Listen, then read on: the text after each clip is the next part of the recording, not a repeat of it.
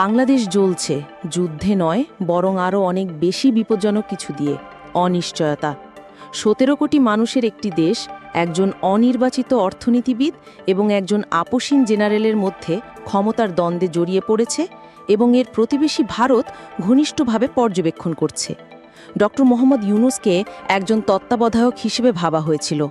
শেখ হাসিনার ক্ষমতাচ্যুতির পর গণতন্ত্রে ফেরার প্রক্রিয়া তত্ত্বাবধানের জন্য নিযুক্ত হয়ে ইউনূস দ্রুত নির্বাচনের প্রতিশ্রুতি দিয়েছিলেন।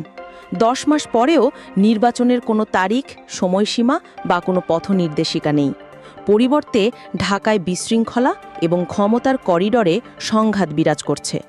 এই ঝড়ের কেন্দ্রে রয়েছেন বাংলাদেশের সবচেয়ে ক্ষমতাধর দুই ব্যক্তি, অন্তর্বর্তীকালীন প্রধান ডক্টর মোহাম্মদ ইউনূস এবং সেনাপ্রধান জেনারেল ওয়াকারুজ্জামান।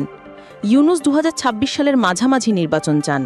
জেনারেল জামান ২০২৫ সালের ডিসেম্বরের মধ্যে নির্বাচন চান। ইউনূস মিয়ানমারে একটি মানবিক করিডোর চান, জেনারেল জামান এটিকে জাতীয় নিরাপত্তার ঝুঁকি হিসেবে দেখছেন। ইউনূস জামায়াত ও বিএনপির সঙ্গে সংলাপ চান, জেনারেল জামান একে চরমপন্থী তোষণ বলে আখ্যা দিয়েছেন।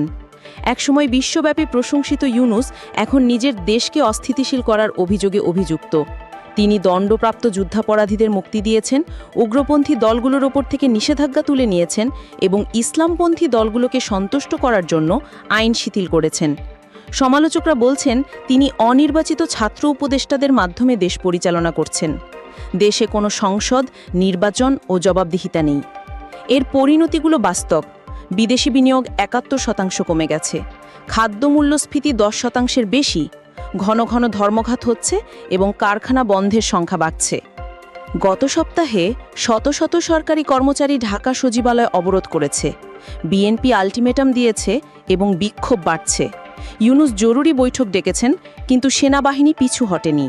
সেনাপ্রধান জেনারেল ওয়াকারুজ্জামান সতর্ক করে বলেছেন, আপনারা যদি লড়াই চালিয়ে যান তাহলে দেশের সার্বভৌমত্ব ঝুঁকির মধ্যে পড়বে। নির্বাসনে থেকেও নিশ্চুপ নন শেখ হাসিনা। তিনি আলোচনায় ফিরে এসেছেন। তিনি ইউনূসের বিরুদ্ধে মার্কিন যুক্তরাষ্ট্রের কাছে বাংলাদেশ বিক্রি করে দেওয়া, কোনো ম্যান্ডেট ছাড়া আইন পরিবর্তন করা, যুদ্ধাপরাধী ও ইসলামপন্থীদের সঙ্গে ঘনিষ্ঠ হওয়া এবং যে সংবিধান রক্ষা করার কথা ছিল তা পদদলিত করার অভিযোগ তুলেছেন। ইউনূস শুধু নিজের দেশের মানুষকেই ক্ষুব্ধ করেননি, তিনি ভারতকেও উস্কে দিয়েছেন। তিনি উত্তর পূর্বাঞ্চলকে স্থলবেষ্টিত বলেছেন এবং বাংলাদেশকে চীনের জন্য একটি প্রবেশদ্বার হিসেবে তুলে ধরেছেন। ভারতের জবাবে অপারেশন পুশব্যাক চালিয়েছে। ৭৪২ জন অবৈধ বাংলাদেশি অভিবাসীকে ফেরত পাঠানো হয়েছে, কিন্তু ভারতের বার্তা শক্ত ও স্পষ্ট যে অনুপ্রবেশ সহ্য করা হবে না।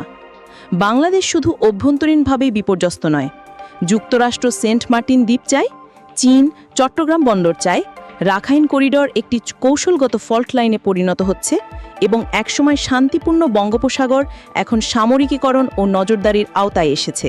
সেনাবাহিনী নির্বাচন চায়, বিএনপি ক্ষমতা চায়, হাসিনা বিচার চান, আর ইউনূস শুধু ক্ষমতায় থাকতে চান। কিন্তু কোনো ম্যান্ডেট, মিত্র এবং পরিকল্পনা ছাড়া তার দিন ঘনিয়ে আসছে বলে মনে হচ্ছে।